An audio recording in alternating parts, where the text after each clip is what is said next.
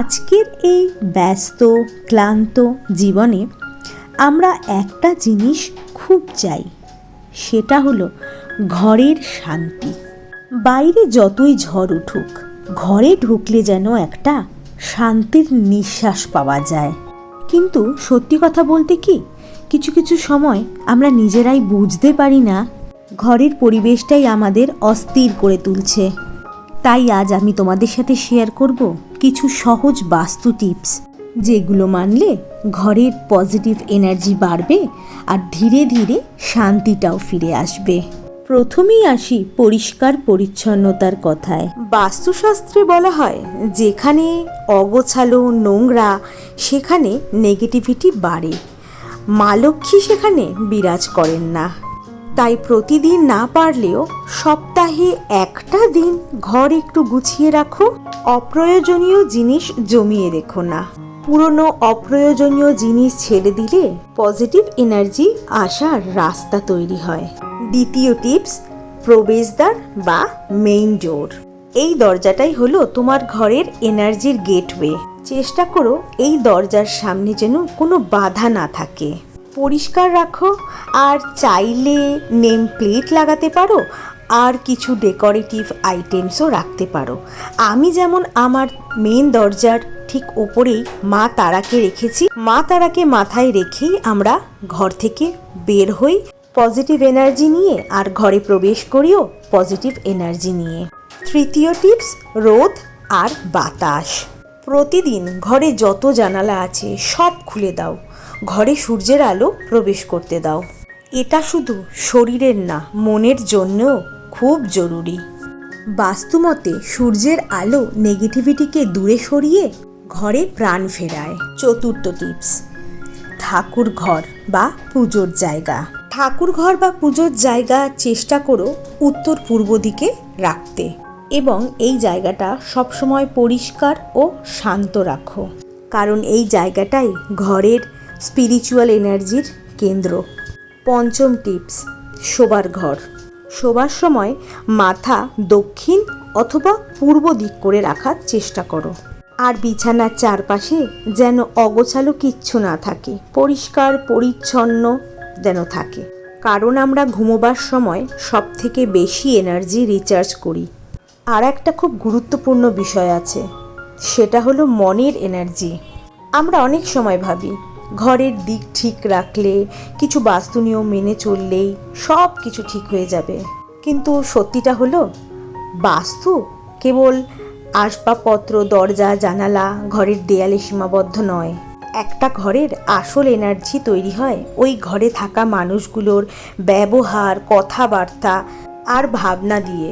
একবার ভাবো, একটা ঘর খুব সুন্দর করে নানা রকম আসবাবপত্র দিয়ে সাজানো, সব কিছু একদম পারফেক্ট, কিন্তু সেখানে যদি সারা দিন অশান্তি হয়, কেউ কারোর সাথে ভালো করে কথা না বলে, ছোট ছোট বিষয় নিয়ে রাগ, অভিমান, কষ্ট জমে থাকে, তাহলে কি সেই ঘরে শান্তি থাকে?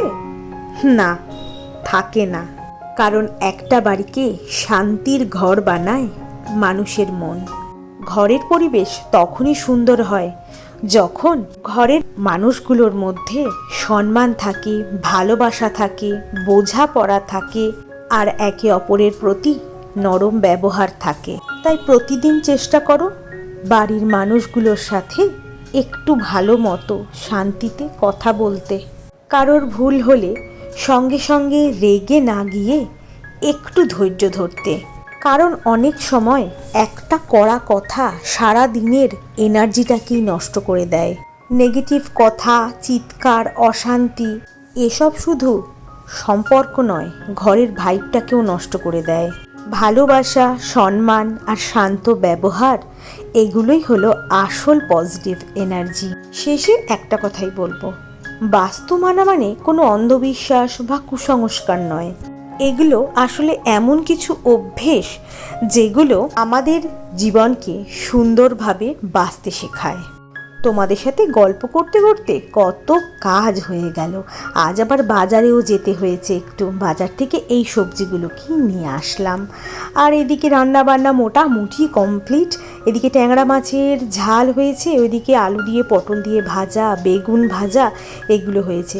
আর তারপরে দেখি 5 ফোড়ন শেষ হয়ে গেছে।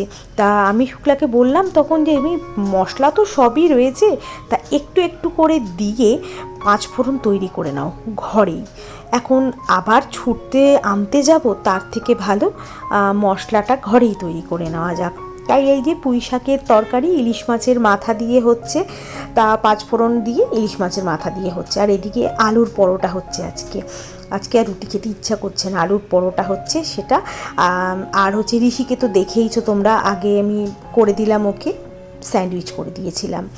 আর এদিকে যেটুকু কাজ করার করে নিলাম। এবার ঋষির এই ছাড়া যে জামা কাপড়গুলো, মানে কালকে খেলে এসছে যে জামা কাপড়, তারপর আজকে স্কুলে গেছে যে জামা কাপড়গুলো, মানে স্নান করে যেগুলো বাসি জামা কাপড়গুলো, এগুলোকে একটু ভিজিয়ে দিলাম।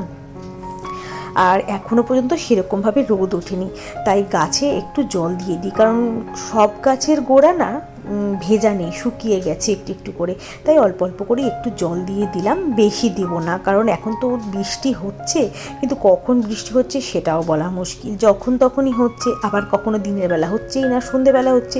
গাছগুলো এরকম জল না দিয়ে দিলে, বৃষ্টির আশায় বসে থাকলে তাহলে আমার গাছগুলোকে আর বাঁচাতে হবে না। আর দেখেছো কতগুলো অপরাজিতা গাছ উঠেছে, এই বৃষ্টির জল পেয়েই গাছগুলো উঠেছে। আর এবারের অপরাজিতাগুলোর রং হচ্ছে নীল, আর হচ্ছে ওই বেগুনি, হালকা বেগুনি রংটা। দেখা যাক কেমন ফুল হয়, সব কিছুই তো তোমাদের সাথে শেয়ার করব। আর এই যে দরজা জানলাগুলো তো আমাকে পরিষ্কার করতেই হয়। এই যে ঋষি এত পাউডার মাখিয়ে দরজার পেছনগুলোতে পুরো লেয়ার পড়ে গেছে, সেগুলো ভালো করে একটু মুছলাম, তা মুছে নিলাম। আর এই সব জায়গাগুলোতে পাউডারে ভর্তি। এই যে আমার যে সামনে যে শোকেসটা আছে নিচে, এটার ওপরেও পাউডারে একদম ভর্তি হয়ে রয়েছে। তা ওগুলোকেও ভালো করে একটু মুছে নেব। আর ফটোতে গিয়েও জমা হয় সব ওই হাওয়াতে।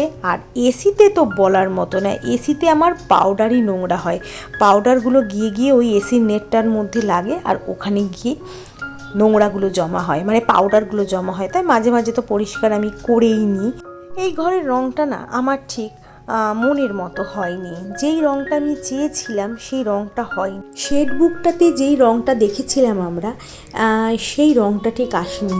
যখন দেয়ালে রঙটা লাগাচ্ছিল তখন দেখছি একদম মানে হোয়াইটিশ, মানে ল্যাভেন্ডার কালার, যেটা ল্যাভেন্ডার বলাও ভুল, লাইল্যাক কালার যেটা, সেরকম, কিন্তু একদম সাদা দেয়ালে তো বোঝাই যাচ্ছিল না।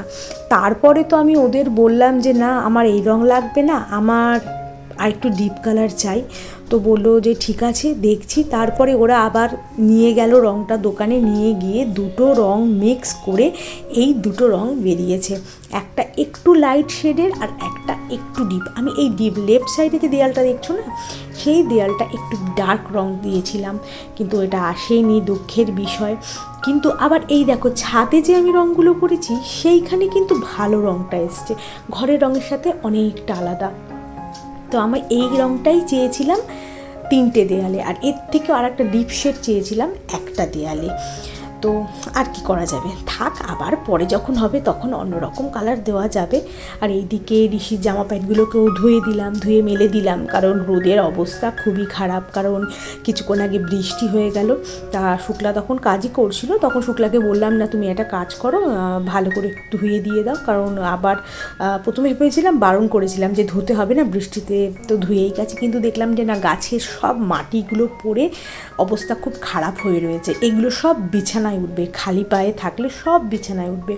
তাই ওকে বললাম না তুমি ধুয়ে দাও, আমি জলটাকে ঠিক করে কাচিয়ে দেবো।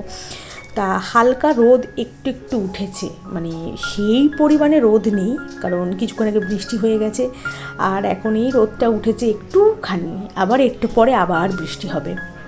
আর বাজার থেকে যা যা জিনিসপত্রগুলো এনেছি, মানে সবজি যেগুলো এনেছি, যেমন পটল এনেছিলাম, গন্ধলেবু, বেগুন আর কুমড়ো, আর এই কুমড়োর শাকটা পেয়েছি 15 টাকা আটি নিয়েছে, খুব ভালো, ফ্রেশ, কেটে রেখে দিলাম, কালকে করব এটা।